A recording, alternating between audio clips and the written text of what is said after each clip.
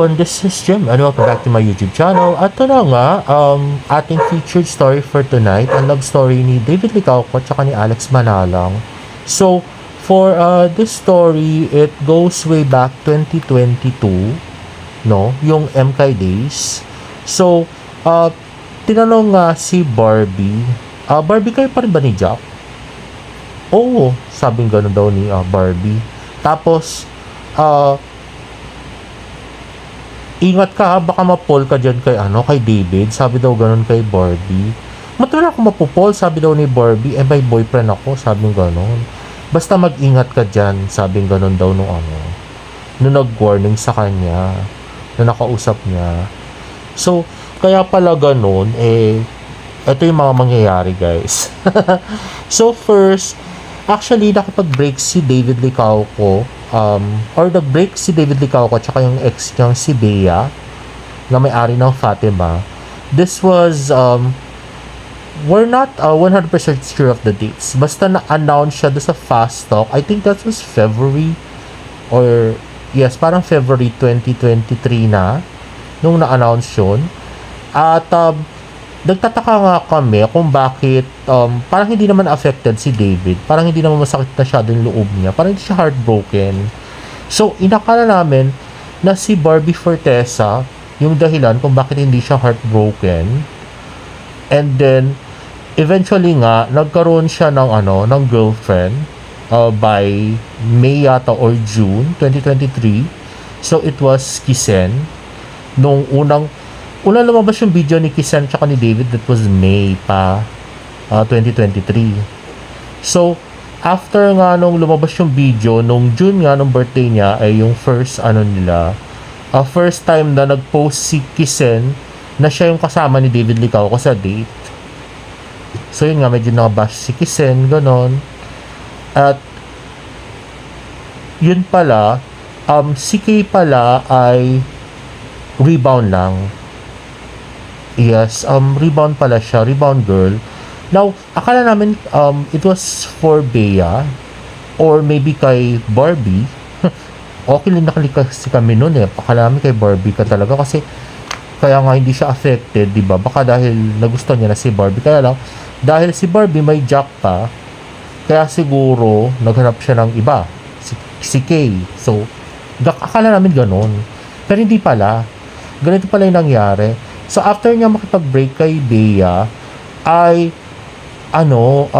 medyo nagpaparamdam na siya nun kay Alex. Si Alex nun ay hindi pa umaalis ng Pilipinas. So, papaalis pa lang siya nun para mag-aral sa Australia. So, mag-Juris Doctorate sa Australia para sa law, no? So, Juris Law pala, sa Australia. At,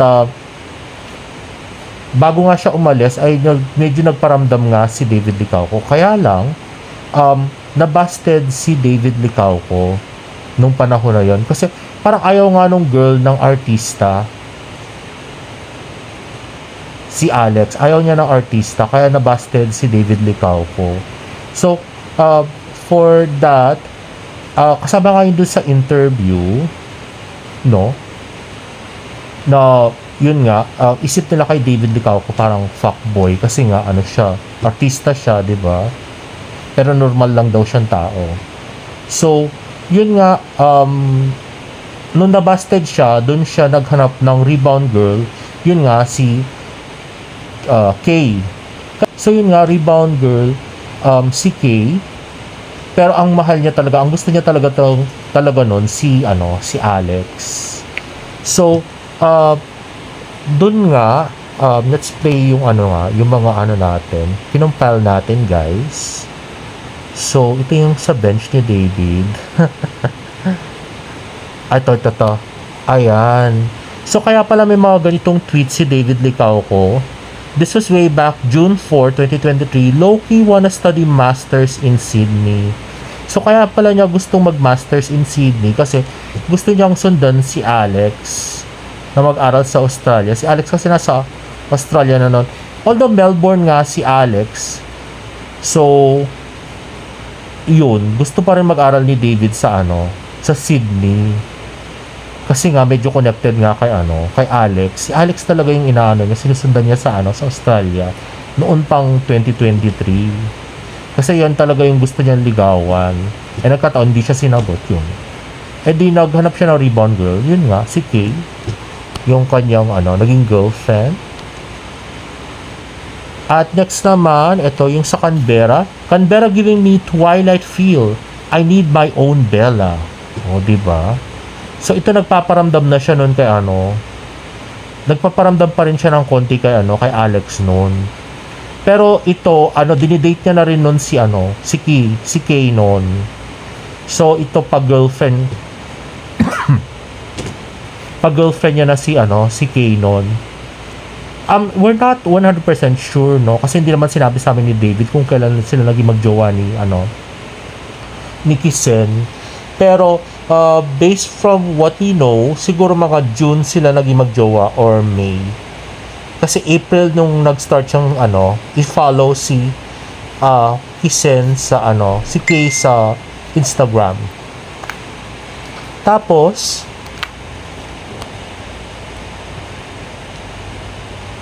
ayun na nga. So, nung nga nag-break si David at saka si Kay, that was September, nung October, nag-start na siyang nagparamdam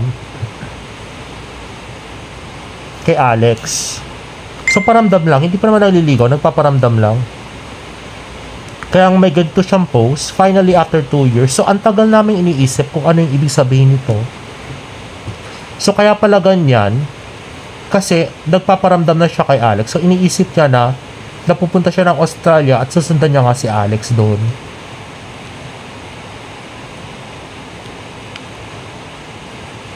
So, ayan nga kinongratulate pa siya ni Miss Jad Navarro.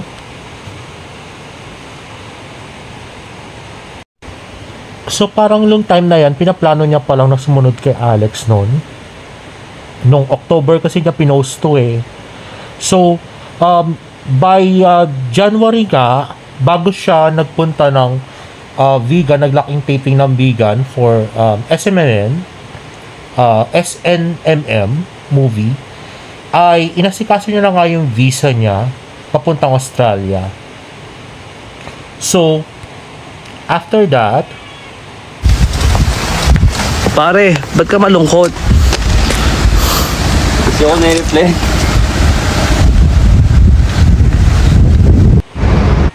ayun nga. So, yung January na yun, akala natin si Barbie yung hindi nagre-reply sa kanya. Si Alex po yun, guys. At ito pa, ang isa. Jed. Crush ka ba ng crush mo? Oo. Parang mo. Ikaw, crush ka ba ng crush mo? Pero legit ba yun? Nagkakaproblema ka? Ayun. Kaya nga, ganun yung tanong niya kay Jed. Kasi, hindi pa siya sinasagot ni Alex noon. Kaya ganyan. So, nagpaparinig si David sa social media. Akala naman natin kay Barbie, hindi naman pala, di ba? Sa ibang girl pala. Anyway, next nga. Kaya nga ganito yung yung mga sagot niya sa interview, di ba? Sa ganyan, panliligaw? I mean, sa status mo? Real question to, bro. Oo. To be honest with you, mas nahihirapan na ako ngayon na naging artista ako eh. I feel like yung mga babae naiisip nila na, ay, to artista to. Boyan. Boyan. Ganyan. Ayan. Kaya nga ganyan yung sagot niya doon sa question. Inisip namin noon, bakit iisipin kung si Barbie yung girl na nililigawan ni David, bakit niya isipin na fuckboy si David? Alam niya naman trabaho lang yun, di ba? As pagiging artista. Yun pala, hindi pala si Barbie yun, kundi si Alex. Oo. Kasi kung non-showbiz ka nga naman, tapos artista yung maniligaw sa'yo, syempre isipin mo nga naman, fuckboy yung guy, di ba? So, kaya ganun. Kung si Barbie, hindi niya naman iisipin yun eh. Understanding si Barbie kasi artista nga siya, di ba?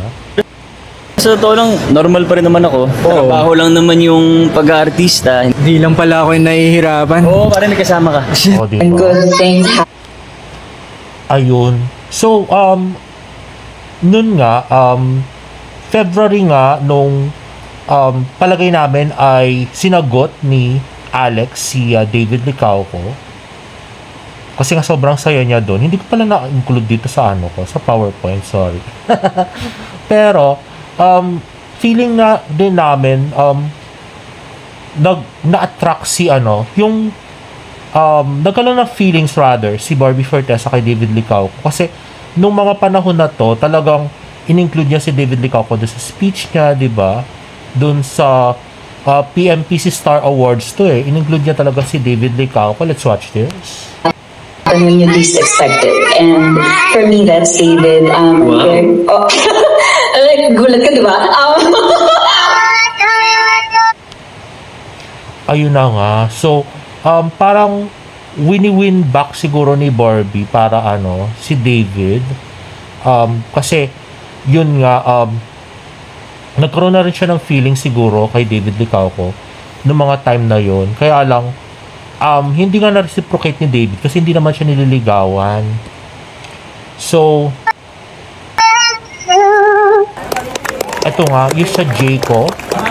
Oh, sorry, pinost ni Jayco rather. Sa Jayco. Ayun, diba? Yung kinis niya si David sa cheeks. Tapos ito naman close na si Barbie Fortesa sa family ni David, si Ilan, at saka si, or rather hindi naman siya close. Maganda yung pakikitungo ni Barbie doon sa mga kapatid ni David, si Ilan, tsaka si James. Super excited ka na ba? Ayan pa, di ba? So, napakalambing nun ni Barbie Fortesa kay David Licauco. Yung mga time na yan.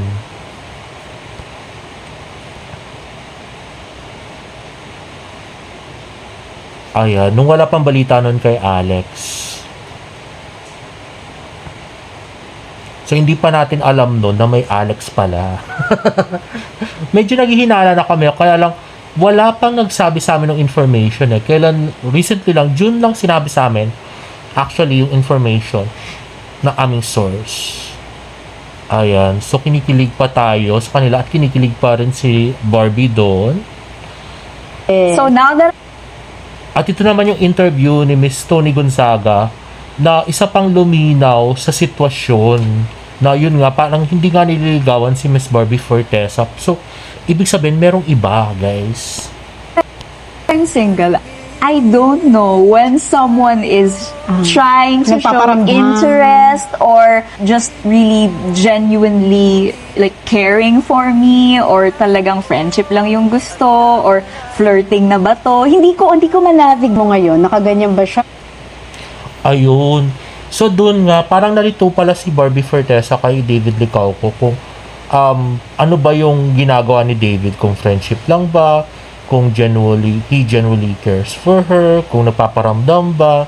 So, kahit kami nga nalito nung una, pero yun pala, per show lang pala yun, meron talagang iba. So, siguro he cares for her as a co-worker, pero yung love, hindi. Nakaganyan, nakaganyan. Feeling ko naman nakaganito. Oh, nakaganyan kami. Nakaganito, Okay, we are oo. open. We are open for applicants. Gusto ko yan. Kasi this is the era where you can choose. Yes. Paano yun pag siniship kayo ni David? Si David parang hindi... Napunta kay David. Hindi kasi si David... Oh, diba? Nagtaka pa siya ba't napunta kay David. Parang hindi na rin alam kung ano isasagot dito nung kinausap ko. Kasi talagang... Bakit ano bang tanong? Nagkanda-pawis-pawis na lang din siya Yun nga, nahihirapan din siya na may pressure kapag may nagsiship sa inyong dalawa. It's still really all about you being ready or not. Ganyan. The maturity of Barbie. Yeah. Talaga nga naman mga Yun. wisdom. Oh, diba? So, kung ready nga ba si David, naligawan siya or hindi? Hindi siya ready kasi nga meron ng iba, diba? Na. Yeah. Ayaw. Ayaw. Oo. Kiss. Next. Next. Thank you. Thank Next. you, next. Ang sa lalaki, dapat siya ang gagawa ng first move. Yon. To show the interest sa babae. Ayun. Sabi nga ni Barbie, kung ayaw, kiss next. Diba? Para alam niya.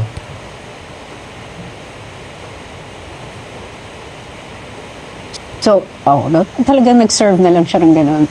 Ayun. So, David, parang alam mo na yung Cheers. sinabi. O, di ba? Cheers. Cheers. Alam mo na yon. Pero, Ayun na nga, guys. So, feeling nga namin, kasi syempre hindi naman natin mako-confirm to. Sasabihin ba ni Barbie Fortesa sa atin na nagkaroon siya ng feelings kay David? Syempre hindi naman, di ba? Grabe kayo. Baka sabihin nyo, paano ko nalaman, no? Syempre, sa mga kilos at saka sa mga interviews na ganito, sa lahat ng ginawa ni Barbie Fortesa, yun, maiisip mo talaga na meron siyang feelings, na-develop na feelings kay David. Kaya lang, sa mga nangyayari ngayon, yung mga pinakahuli nga, yung sa McDo, umiiwas na si Miss Barbie Fortesa kay David Licauco. So, feeling namin nasaktan siya nung malaman nga yung tungkol kay Alex. Last na fully blown na yung tungkol sa issue kay Alex. At never naman dininay ni David nga si Alex, no? So, yun nga, parang all the while na akala natin na si Barbie talaga yung nagkaroon ng chance na maging sila ni David, at feeling namin dati minahal naman ni David si Barbie, kaya nga kahit papaano ay naging on the rock sila ni Kisen or ni Kay. Hindi naman pala totoo yun. Lahat pala yun kay Alex pala yun, guys. So walang Barbie at saka David. Grabe. Ever since pala si Alex na yung mahal after Bea, no. So yun nga, medyo nasad ako doon. Kanina nung kwento sa akin. Grabe. Oo. Medyo nasad ako kasi lahat yung pakilig na ginawa ko ng ilang years, no. Tapos wala naman palang Barbie at saka David in the first place, no? Kasi hindi naman pala siya yung gusto. Si Bea pala. Ay, si Alex pala, no? Grabe. Ay, nako. So, ang ideal girl niya pala talaga ay si Alex. So, yun nga. Hinintay niya. Diba? So, binasted siya. Tapos, after 1 year, diba? Nag-apply siya ulit. Natanggap. Ayun na nga. So happily ever after na si David at saka si Alex ngayon, at si Barbie, well, currently yun nga, may dating siya with Jameson. So abangan natin ang susunod na kabanata, no? So hope, syempre ako sa pa rin ako doon sa ikasasaya ng bawat isa, diba? So kung saan sila masaya, sino ba naman tayo para tumutol, diba? Grabe. Anyway, guys, if you like this video, please give it a thumbs up and please subscribe to my YouTube channel for more updates in my next vlog. Bye!